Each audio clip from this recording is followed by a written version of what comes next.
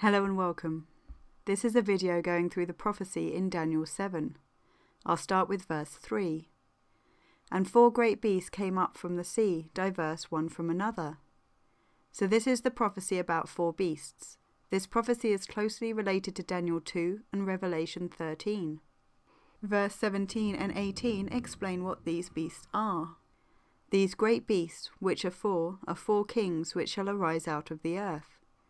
But the saints of the Most High shall take the kingdom and possess the kingdom forever, even forever and ever.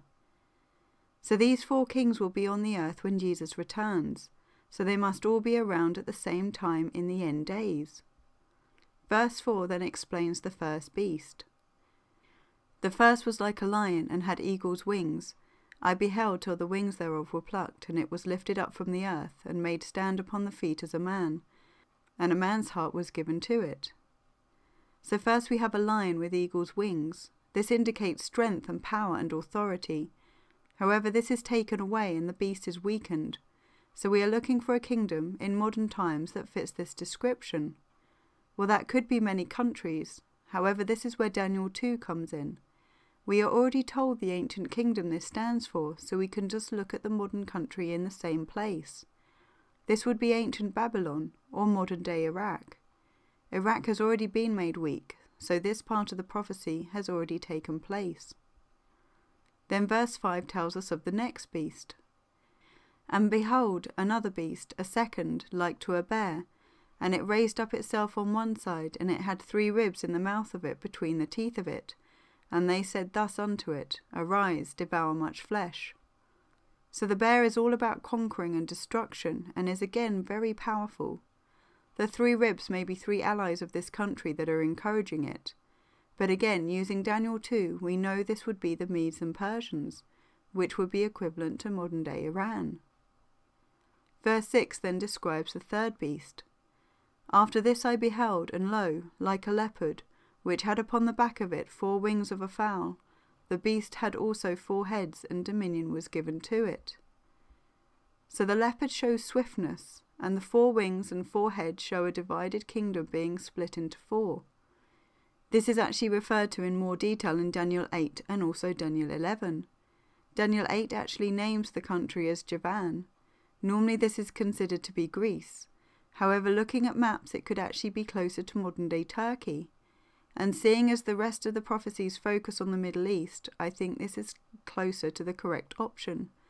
So this beast, I think, would equal modern-day Turkey. Then there's the 4th beast described in verses 7, 19 and 23. After this I saw in the night visions, and behold, a 4th beast, dreadful and terrible, and strong exceedingly, and it had great iron teeth. It devoured and brake in pieces, and stamped the residue with the feet of it.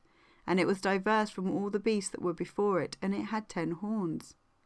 Then I would know the truth of the 4th beast, which was diverse from all the others, exceeding dreadful, whose teeth were of iron, and his nails of brass, which devoured, brake in pieces, and stamped the residue with his feet. Thus he said, The 4th beast shall be the 4th kingdom upon the earth, which shall be diverse from all kingdoms, and shall devour the whole earth, and shall tread it down and break it in pieces. So the first thing to note is the lack of a real physical appearance. The teeth and feet are mentioned, but only in relation to how destructive the beast is. This ties in with Revelation 13, where we find out that this beast is actually made up of the previous 3 beasts. So 3 physical kingdoms that actually exist now will make up this 4th kingdom that is not physical. Personally, I think this indicates the 4th beast to be an idea, a belief or religion that is central to the first 3 beasts, and become the start of an empire based around this idea. But whatever it is, it will destroy all who come before it and cover the whole earth. Here again we need to be careful, as the whole earth elsewhere in Daniel has indicated the Babylonian kingdom and the Persian Empire. So either this is literally the whole world as we know it, or the whole of the Middle East, and perhaps a bit more. But then we have verses 8, 20, 21, 24 and 25, which tells us more about this 4th beast. I considered the horns, and behold, there came up among them another little horn, before whom there were 3 of the first horns plucked up by the roots. And behold, in this horn were eyes like the eyes of man, and a mouth speaking great things. And of the 10 horns that were in his head, and of the other which came up, and before whom 3 fell, even of that horn that had eyes, and a mouth that spake very great things, whose look was more stout than his fellows. I beheld, and the same horn made war with the saints, and prevailed against them. And the 10 horns out of this kingdom are 10 kings that shall arise, and another shall rise after them, and he shall be diverse from the first, and he shall subdue 3 kings.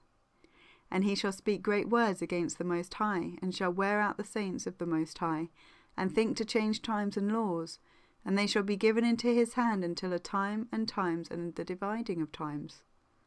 So we know from before the beast has 10 horns, which are 10 kings, the same as the 10 toes of Daniel 2. But here we are told about an 11th, another little horn that arises after the first 10, and who will get rid of 3 of the original 10 kings. We then know this little horn will go to war with true believers and win for a time. He will also speak against God, and it says he will think to change times and laws. Then verses 9 to 12, 22 and 26 show us what happens when Jesus returns. I beheld till the thrones were cast down, and the Ancient of Days did sit, whose garment was white as snow, and the hair of his head like the pure wool. His throne was like the fiery flame, and his wheels as burning fire. A fiery stream issued and came forth from before him. Thousands ministered unto him, and 10,000 times 10,000 stood before him. The judgment was set, and the books were opened. I beheld then because of the voice of the great words which the horn spake. I beheld even till the beast was slain, and his body destroyed, and given to the burning flame. As concerning the rest of the beasts, they had their dominion taken away, yet their lives were prolonged for a season and time, until the Ancient of Days came, and judgment was given to the saints of the Most High, and the time came that the saints possessed the kingdom. But the judgment shall sit, and they shall take away his dominion, to consume and to destroy it unto the end. So we know the 4th beast will still be present in the earth when Jesus returns for Jesus to destroy it. We also know the first 3 beasts will have their land stripped from them, but their lives will be spared. Then verses 13, 14 and 27 show us Jesus setting up the kingdom.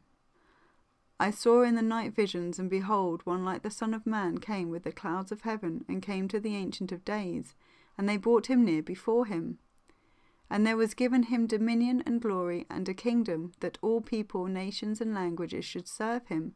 His dominion is an everlasting dominion which shall not pass away, and his kingdom that which shall not be destroyed. And the kingdom and dominion and the greatness of the kingdom under the whole heaven shall be given to the people of the saints of the Most High, whose kingdom is an everlasting kingdom, and all dominion shall serve and obey him.